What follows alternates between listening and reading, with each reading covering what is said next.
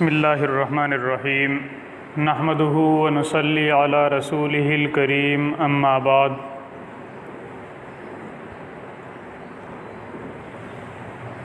वक़ालल्लज़ीना कफ़रू ला तस्मऊ लिहाज़ल क़ुरआनि वल्ग़ौ फ़ीहि लअल्लकुम तग़लिबून। वक़ाल तआला फ़ी मौज़िइन आख़र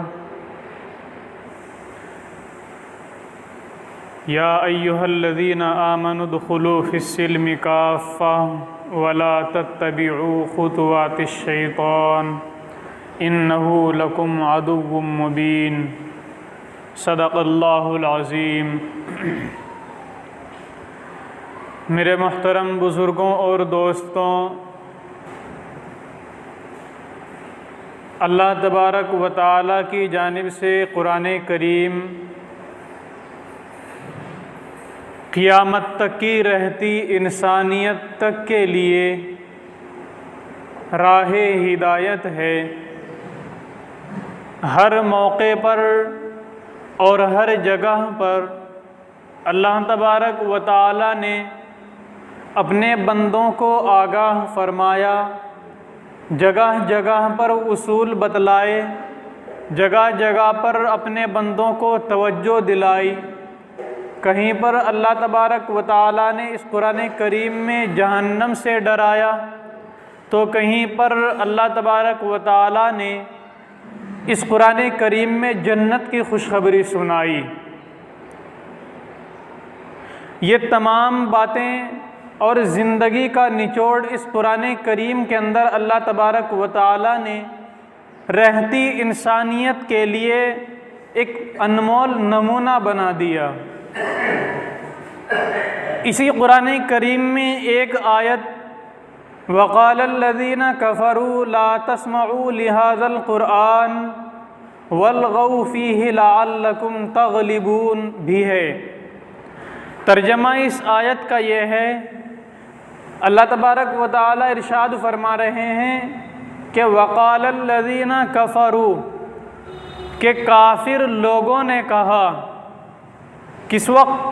कि जिस वक्त अल्लाह का हबीब गलियों और चौराहों में जा जाकर लोगों को इस्लाम की दावत देता, जिस वक्त अल्लाह का हबीब अपने घर से निकलकर मक्के की गलियों में पहुंचता, जिस वक्त अल्लाह का हबीब अपने घर से निकलकर ताइफ के मैदान में पहुंचता और लोगों को वहाँ पर अल्लाह का हबीब कुरान करीम पढ़कर सुनाता, तो ये लोग कहते ला तस्मऊ लिहाज़ल क़ुरआन।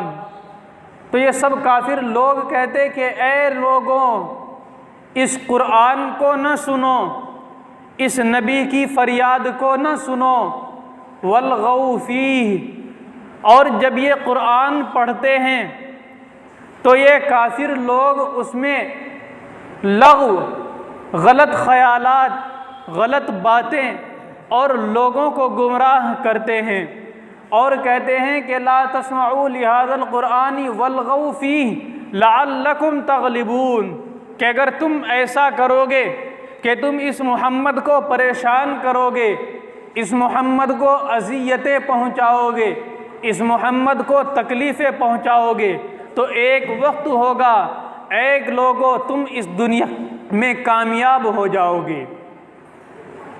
तो उन लोगों ने अपना एक मंशा बनाया, एक उन्होंने अपना मुंतहा बनाया कि हम इस नबी को जो कुरान करीम पढ़ पढ़ कर सुनाता है, जो अल्लाह का पैगाम लोगों को सुनाता है, हम इस नबी की बातों को ना तो खुद सुनेंगे और ना ही किसी को सुनने देंगे।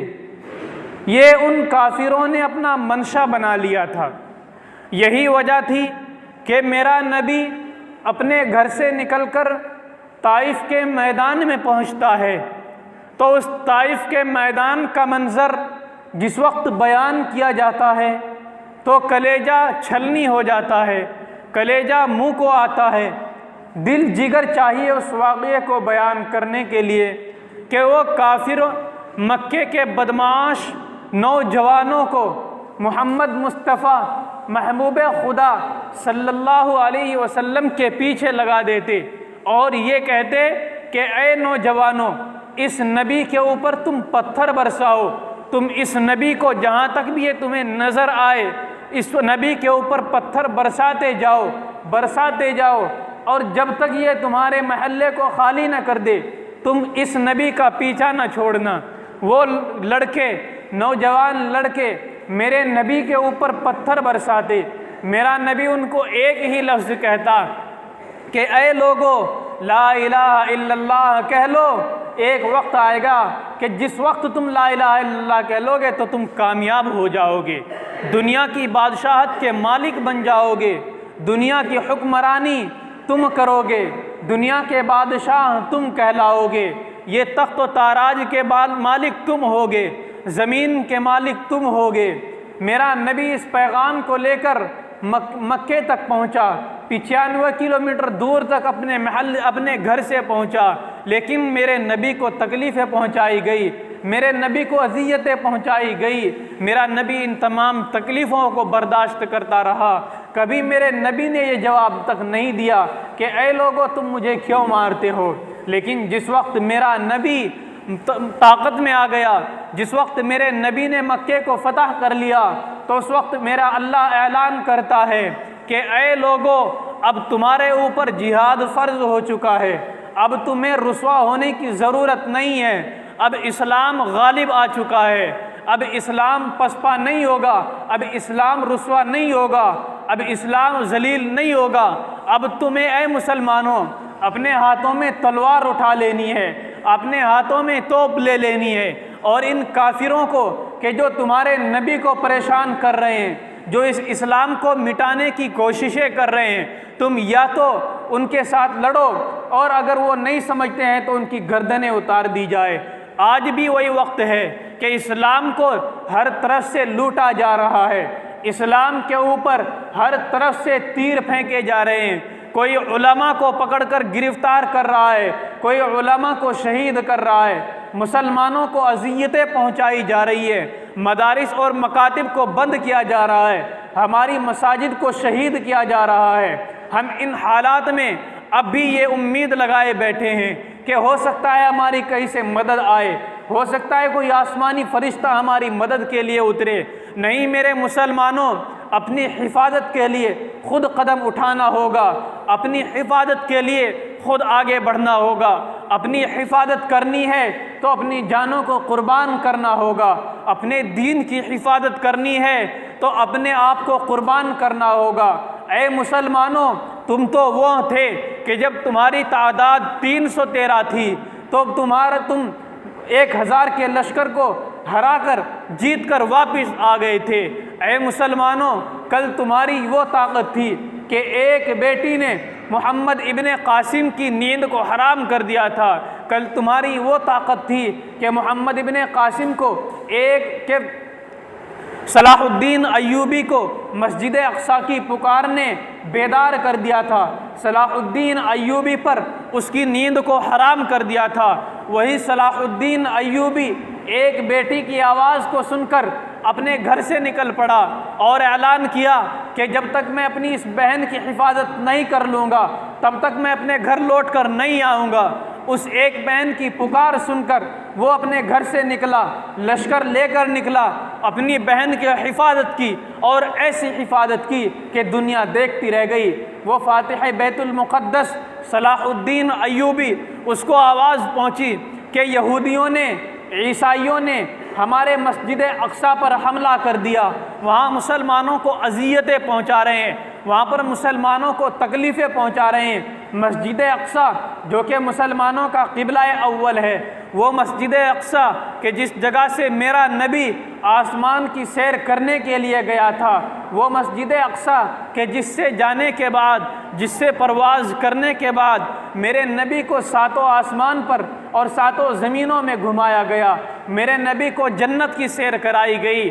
उस मस्जिद अक्सा की आज हालत ये है कि रोज़ाना यहूदी उस मस्जिद अक्सा में बमबारी कर रहे हैं, रोज़ाना वहाँ के फ़िलिस्तीनी मुसलमानों को तकलीफ़ें पहुँचा रहे हैं, अज़ियतें पहुँचा रहे हैं। मस्जिद अक़सा में इबादत करने वाली माओ बहनों और मस्जिद अक़सा की हिफाजत करने वाले मुस्लिम नौजवानों को गिरफ़्तार किया जा रहा है।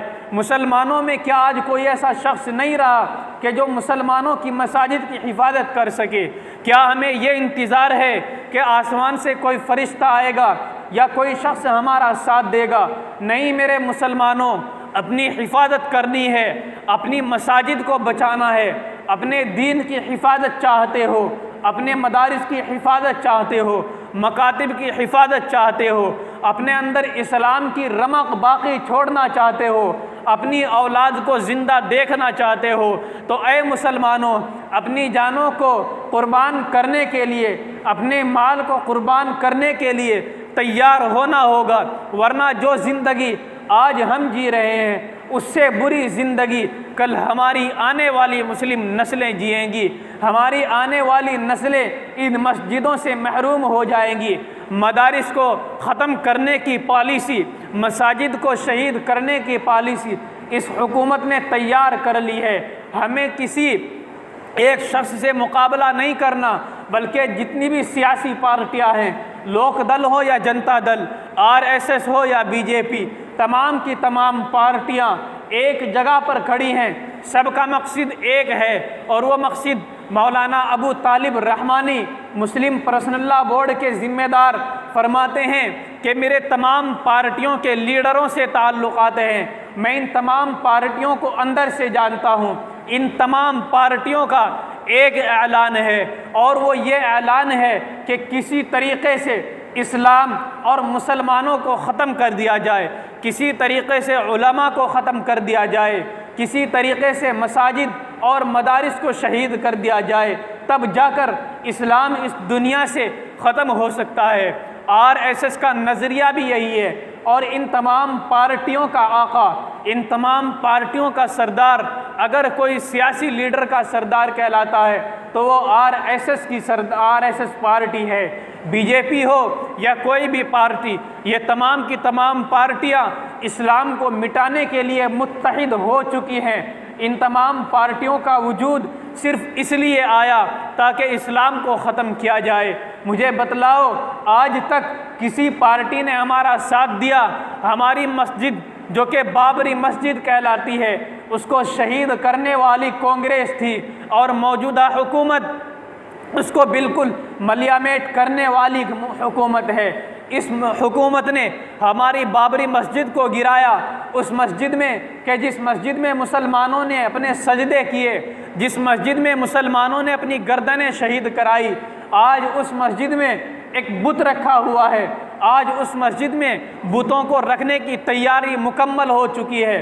मुसलमान अब भी खामोश है। क्या ये अमन का पैगाम है? हमारी मसाजिद को शहीद किया जाए, हम खामोशी से बैठे रहें, क्या ये अमन का पैगाम कहलाएगा? नहीं मेरे मुसलमानों, हमें अपनी मसाजिद की हिफाजत करनी है, वरना एक वक्त आएगा हमारी नस्लों से दीन ख़त्म हो चुका होगा। हम अपनी नस्लों में दीन को लाने की कोशिशें करें, अपनी नस्लों में दीन को बचाने की फ़िक्र करें, मसाजिद को आबाद करें। मसाजिद में 2-4 नमाजी मुश्किल से आते हैं और जुमे में 10-15 नमाजी हो जाते हैं और उनमें भी शैतान ये कहता है कि ऐ जुमा पढ़ने वाले, पूरे हफ्ते तूने नमाज नहीं पढ़ी, तूने कभी मस्जिद का रुख नहीं किया, आज खुतबा हो रहा है, तू सो जा, मैं तुझे आज भी जुमा नहीं पढ़ने दूंगा। वो खुतबे के दौरान सो जाता है, उसका वज़ू टूट जाता है, वो तब जुमा भी नहीं पढ़ पाता।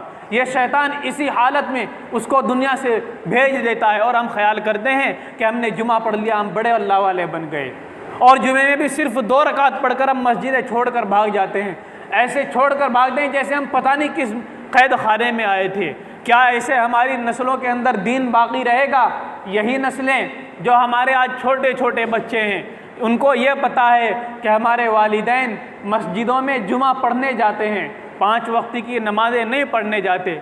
इमाम माइक पर खड़ा होकर 5 वक्त की अजान ज़रूर पढ़ देता है, लेकिन ये बच्चे देखते हैं कि हमारे माँ बाप, हमारा बाप, हमारे भाई, हमारे दादा, महल्ले के बुज़ुर्ग लोग अपनी गलियों में बैठे हुए हैं, अपने कारोबार की फ़िक्र में लगे हुए हैं, अपनी दुकानों पर बैठे हुए हैं, लेकिन अज़ान का लफ्ज़ सुनकर, अज़ान की आवाज़ को सुनकर मस्जिद में जाने के लिए तैयार नहीं, तो कल आने वाली नस्लें यही समझेंगी कि अगर ज़िंदगी में कोई नमाज फ़र्ज़ है तो वो जुमे की नमाज फ़र्ज़ है। ए मुसलमानों, आज भी वक्त है, खड़े हो जाओ, अपने दीन की हिफाजत करो।